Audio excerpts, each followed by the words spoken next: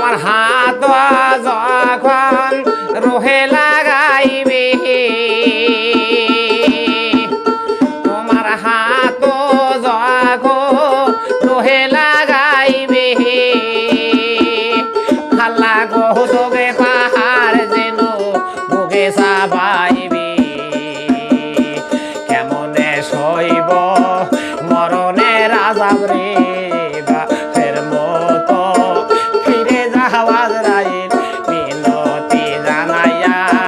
কহি তোমারে এবারের মতো ফিরে যাওয়া আজরাইল মিনতি জানাইয়া কহি তোমারে